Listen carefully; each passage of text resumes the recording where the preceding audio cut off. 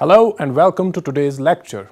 The topic for today's lecture is the sources of stress and how it causes illness.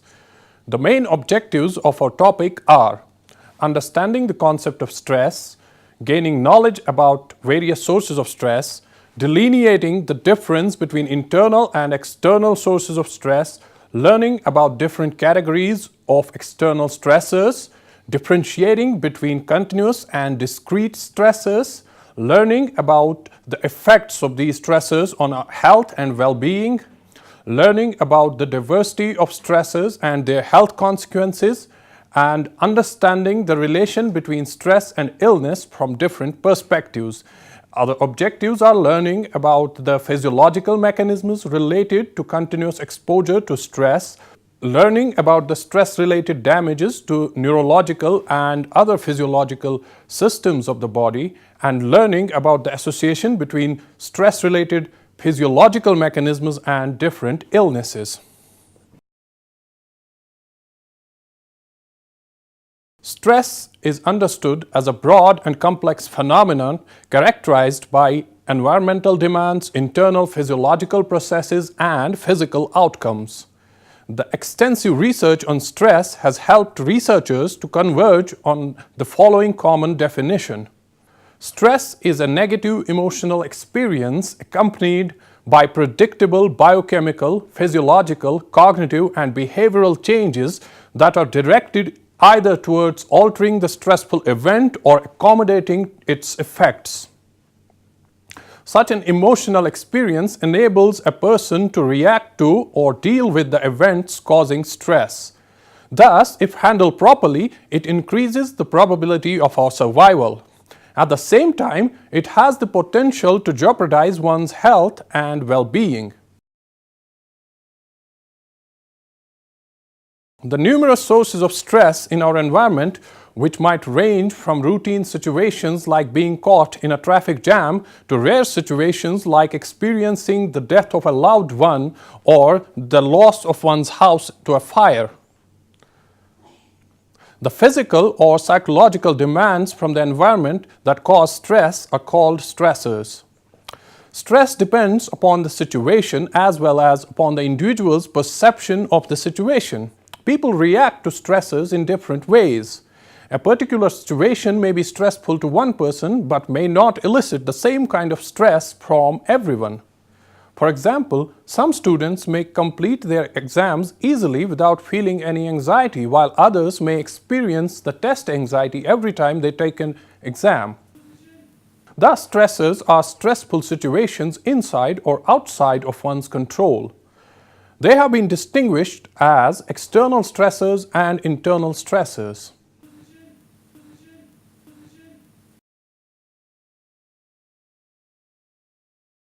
External stressors are pressures that are placed upon the individual by the outside world. They are usually factors which lie outside of the individual's control. The external sources of stress have been mostly studied under the social stress perspective. External stressors are commonly divided into 5 categories: life events, chronic stressors, daily stressors, trauma, and non-events. The stressors have also been classified into 2 broad categories: discrete and continuous stressors. The life events and trauma are discrete stressors, while chronic and daily stressors are continuous ones. The discrete and chronic stressors are also referred to as quotidian stressors. All of these stressors require a significant amount of adjustment on part of the individual. Life events, also known as life change events or event stressors, are discrete, observable stressor events that have a clear onset and offset. Some examples of life event stressors are the death of a spouse, divorce, moving home, changing schools, or job loss. The amount of disruptive change caused by a significant life event is considered as an important aspect leading to stress than the subject of life event itself. For example, the birth of a child is an enjoyable event but at the same time can be stressful for the newborn's parents. Therefore, even a positive life event which necessitates change in a person's life can lead to stress. The life events and their relationship to stress levels has been the subject of research in the late 1960s when Thomas Holmes and Richard Ray developed the Social Readjustment Rating Scale to measure the amount of overall change experienced by an individual according to life events they have needed to adjust to. Chronic stressors are the persistent or recurrent difficulties of life. They are the continuous stressors in our lives which can be related to social roles, for example, being a caregiver of a sick spouse or a working parent. They can also be outside of such roles and might include such stressors as poverty, chronic illness, living in a noisy and crowded place, or even a war-affected or conflict-ridden region.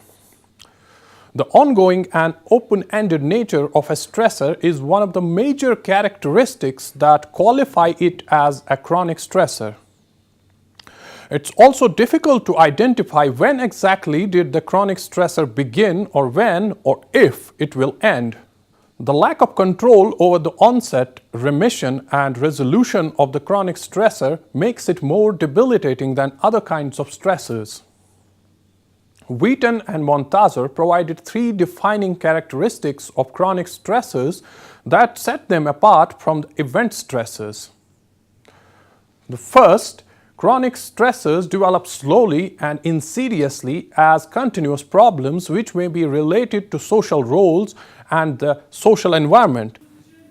In addition, chronic stressors may or may not start as events. For example, increasing demands in a job versus losing a job. Second, the duration of the stressors from onset to offset is usually longer than the duration of life events. For example, poverty. A chronic stressor is of longer duration than an unfortunate life event like a loss in the business. Now, third, chronic stressors include both regular problems and issues related to daily roles and more specific problems, making them less self-limiting than life events. For example, conflicts in a marriage versus divorce. Daily hassles are defined as relatively minor events arising from day-to-day living, such as daily spousal conflict, specific caregiving activities, and work deadlines. They are small, unexpected, or unanticipated life events that may disrupt one's daily life. For example, having an argument with one's parents, getting a virus in one's computer, or reaching late to the office. The defining characteristics of daily stressors which separate them from chronic stressors are their duration and the magnitude of their severity. The daily inventory of stressful events, DICE, is used by researchers to ascertain information about the frequency of people's daily stressors. The daily hassles and chronic stressors that permeate our daily reality have been evidenced to have the most significant effect on our health and well-being than that of discrete life events. Though the emotional effects of a daily hassle might disappear in a day or two, but it has been shown in several studies that the frequency and type of daily hassles experienced by an individual provides a better explanation for the associated psychological and physical health outcomes than do the major life events in the recent past or the chronic role-related stressors. The frequency of stressor exposure or total number of stressors that an individual experiences is more problematic if the stressors experienced are less diverse. The concept of stressor diversity was discussed by Coffer, Ram, Conray, Pincus, and Almeida in understanding the effect of chronic stress on health. Stressor diversity expresses the degree to which the total stressors are spread across different stressor types. The researchers found that high stressor exposure and low stressor diversity was associated with high negative effect and low positive effect. Stressors can also be categorized as traumatic. Trauma reflects exposure to terrible events generally outside the range of daily human experience that are emotionally painful, intense, and distressing. According to the Diagnostic and Statistical Manual of Mental Disorders, 5th edition, there are specific criteria for what qualifies as a traumatic event. Exposure to actual or threatened death, serious injury, or sexual violence in one or more of the following ways: directly experiencing the traumatic event, witnessing in person the traumatic event, learning that the traumatic event occurred to a close family member or a close friend. In cases of actual or threatened death of a family member or friend, the event must have been violent or accidental. Experiencing repeated or extreme exposure to aversive details of the traumatic event. For example, the first responders collecting human remains or the police officers who are repeatedly exposed to details of child abuse, etc. Traumatic events result in problematic trauma responses that are unique from general stress responses. In addition to that initial stress response, long-term psychological consequences are seen in many individuals who are exposed to traumas. The psychiatric condition commonly associated with trauma exposure is the post-traumatic stress disorder, PTSD. Traumas tend to have a greater impact on long-term health and well-being. Many studies have been done in the Western context to understand the experience of trauma in an individual's lifetime. According to Ozrath and the co-workers, most people experience at least one violent or life-threatening situation during their lives. Using the Traumatic Life Events Questionnaire, TLEQ, Ogleet and the co-workers found that non-disclosed childhood physical abuse is the least common trauma, and the unexpected death, illness, or accident involving a loved one is the most common trauma. The last category of external stressors is the non-events. They are the desired or anticipated events and experiences that do not happen in reality. A non-event could be seen as something desirable which does not occur when its occurrence is normative for people of a certain group. Thus, an anticipated promotion that does not occur or not being married at a certain age can be considered non-events. Non-events are similar to chronic stressor, but the main difference is in the normative timing. Normative expectations play an important role in stressfulness of non-events, such as not getting married by a certain age or not getting an anticipated promotion at a certain stage in the career. In addition to external stressors that lie in our environment, there are internal stressors that lie inside of our psychological makeup. Internal stressors are related to personality traits and temperament. Internal stressors are pressures which the person places upon himself. They usually lie within the control of the individual. Internal stressors may include, among others, the following: having unrealistic expectations about one's self, world, and others, negative attitudes and perceptions, poor self-discipline and unhealthy lifestyle, type A behavior patterns, etc. Internal stressors can usually be tackled with appropriate coaching, training, or therapy. Even when a person cannot control the situation, they can control how they interpret and react to the situation. This enables all stressful situations to be managed to some degree. Stress, being a function of both the situation and the person facing the situation, can thus be managed to a large extent by controlling the psychological aspects related to stress. All kinds of stressors in our daily lives demand a significant adjustment on part of the individual. Such adjustments have been studied at different levels, ranging from the macro level, the social and environmental forces, through the mid-level, the psychological appraisals, to micro level, the biological and physiological processes. The relationship between stress and its health outcomes have been studied from social, psychological, and biological perspectives. The social stress perspective studies the different kinds of stresses and their cumulative effects on the health outcomes. For example, the daily hassles and chronic stressors have been evidenced to have the most significant effect on our health and well-being than that of discrete life events. It has been observed that the daily stressors produce spikes in psychological distress during a particular day, while life events create prolonged bouts of distress. Daily stress may also have prolonged health effects when piled up across days, which in turn creates persistent irritations, frustrations, and overloads, including chronic physical and psychological distress, chronic conditions and functional impairment, and even mortality.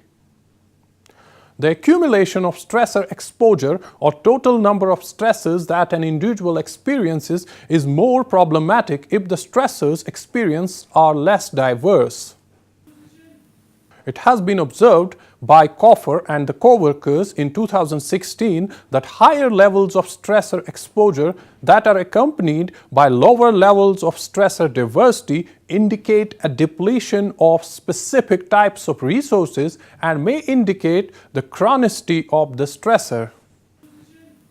In order to explain how social structures are linked to stressors and health outcomes, the social researchers draw on two hypotheses: the exposure hypothesis and the vulnerability hypothesis.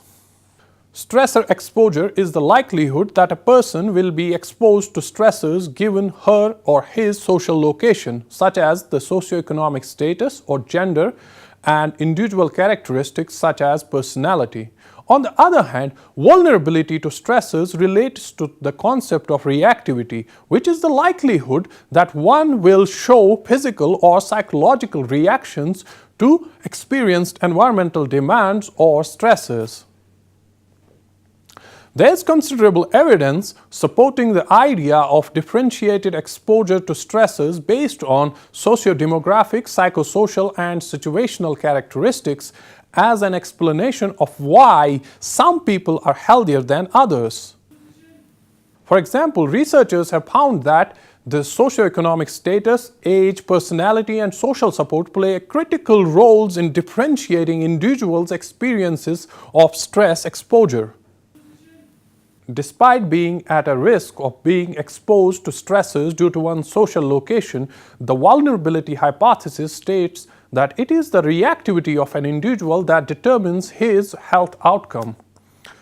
Some of the reasons that may buffer an individual from developing a negative health outcome despite being at risk due to his social location, like the lower socioeconomic status, are: the experience of chronic stressors may desensitize individuals with lower SES in their reactions to minor day-to-day stressors, or individuals from lower SES may encounter similar types of daily stressors, indicating a low number of daily stressors encountered and lower levels of daily stressor diversity.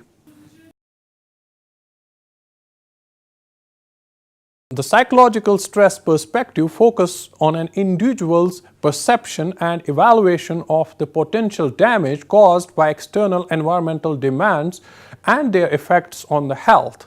According to this perspective, the way that we evaluate external events, that is stressors, determines our degree of stress and its important health consequences.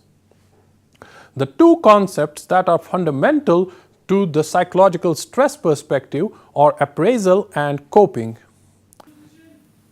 The term appraisal refers to the continuous evaluation by individuals of their relationship with the external environment with respect to their implications for well-being. Lazarus also distinguished between primary and secondary appraisal. Primary appraisal refers to the evaluation of whether external events are relevant to one's values, goal commitments, and beliefs about the self and the world, as well as the situational intentions. and stress occurs when external events threaten these key features of well-being during the primary appraisal.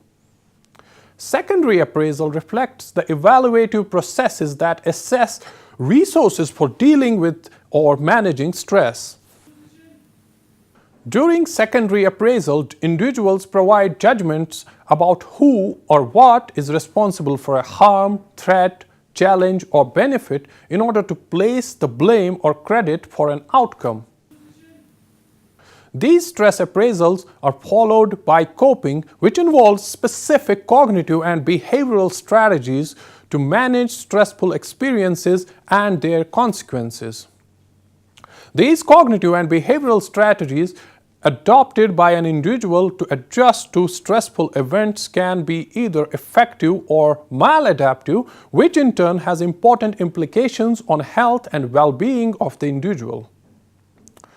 The strategies adopted by an individual are, to a large extent, determined by the perceptions or cognitive appraisals of the stressors.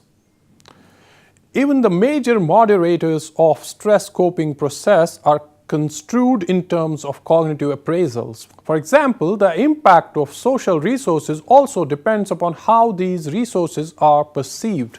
Behavioral changes that occur as adaptations or coping responses have also been found to provide an important pathway to influence the disease risk. For example, increased smoking, decreased exercise and sleep, the poorer adherence to medical regimens have been found to be associated with negative health outcomes. Although stressors are often associated with illness, the majority of individuals confronted with traumatic events and chronic stressors do remain disease-free. There has been considerable interest in identifying the individual differences in vulnerability to the potential pathogenic effects of stress, with emphasis on genetic as well as psychological factors. The biological stress perspective focuses on the acute and long-term physiological changes that result from social stressors and their associated psychological appraisals. It also identifies the linkage of biological responses to stress with different illnesses. Two endocrine system responses that are found to be associated with stress are the hypothalamic pituitary adrenocortical axis, HPA, and the sympathetic adrenal medullary, or the SAM system. Quick and short-term activation is governed by the SAM system. Activation of SAM releases catecholamines, which work with the autonomic nervous system to regulate the cardiovascular, pulmonary, hepatic, skeletal muscle, and immune systems. Longer-term adaptations are met by the HPA system. HPA activation leads to secretion of the hormone cortisol. It regulates anti-inflammatory responses and is involved in the metabolism of carbohydrates, fats, and proteins. Cortisol is also implicated in gluconeogenesis. Continued and repeated activation of the HPA and SAM systems can disrupt their control over other physiological systems, leading to an increased risk of certain physical and psychological conditions. The exposure to stressors over longer periods of time might lead to lowering of adaptive functioning both in biological and psychological aspects. The lowering of adaptive biological functioning is referred to as biological decompensation, and the lowering of adaptive psychological functioning in response to severe or sustained stressors is referred to as psychological decompensation. The impact of long-term stressors on both biological as well as psychological functioning has been better understood in terms of the general adaptation syndrome by Hans Selye. Selye was one of the first to study the effects of long-term stress on health. He theorized about what is known as the general adaptation syndrome. It refers to the body's response to stressors. Such a response of the body to sustained and excessive stressors occurs in three major phases. The first is alarm reaction. It is the emergency response of the body in which the body's defensive forces are called to arms by the activation of the autonomic nervous system. Now, the second stage is the stage of resistance. If the stressor continues to be present, the resistance begins wherein the body resists the effects of the continuous stressor. The hormonal responses of the body to deal with the long-term adaptation to the stress involve HPA activation. It leads to the secretion of stress hormones like cortisol. Cortisol and other similar hormones allow the body to deal adaptively with stressors by the metabolism of carbohydrate, fat, and protein, as well as gluconeogenesis, and thus providing enough fuel for the body to deal with stress. This process of adaptation to stress or achieving stability through change is referred to as allostasis. Under prolonged stress, the stress adaptation systems, including both the SAM and HPA systems, remain activated and fail to shut down when no longer needed. However, high levels of stress hormones produced by these systems can be harmful. It may deplete the body of the necessary resources needed to maintain immune system and other physiological systems. Such a biological cost of adapting to stress is referred to as the allostatic load. Third, the stage of exhaustion. In the final stage of the general adaptation syndrome, the body's capacity to respond to both continuous and new stressors has been seriously compromised. In addition to the depletion of adaptive resources, the coping patterns called forth in the stage of resistance begin to fail. The individual's ability to deal with the continuous stress is substantially lowered, and he or she may employ exaggerated and inappropriate defensive measures. The reduced immune system and other physiological functions may result in a number of infectious diseases, illnesses like stomach ulcers, diabetes, high blood pressure, and increased susceptibility to certain types of cancers. Chronic stress leads to illnesses through its effects on certain physiological systems that we are going to discuss now. The first is weakened immune system. Prolonged stress inhibits the return to a natural state, with elevated hormone levels wreaking havoc by suppressing the immune system and making the individuals susceptible to illness, disease, and psychological disorders. HPA and SAM hormones bind to and alter the functions of immunologically active cells. The stress hormones deplete the availability of proteins needed for the formation of the white blood cells. Thus, fewer white blood cells are produced and the body is less able to fight infection.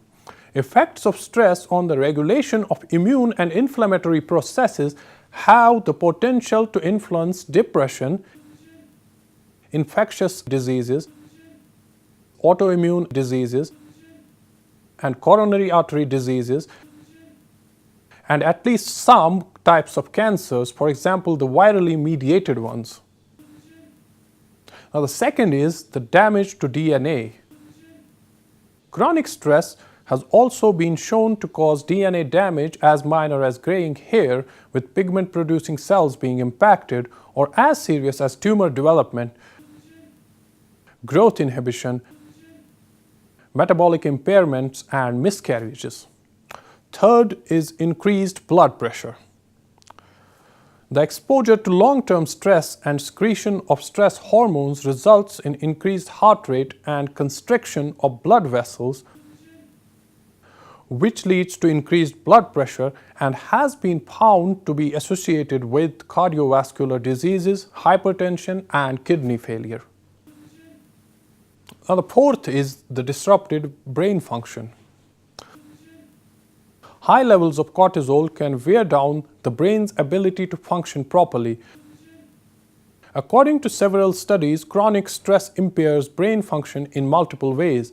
It can disrupt synapse regulation, resulting in the loss of sociability and avoidance of interactions with others.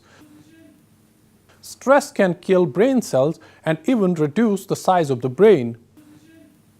Chronic stress has a shrinking effect on the prefrontal cortex, the area of the brain responsible for memory and learning.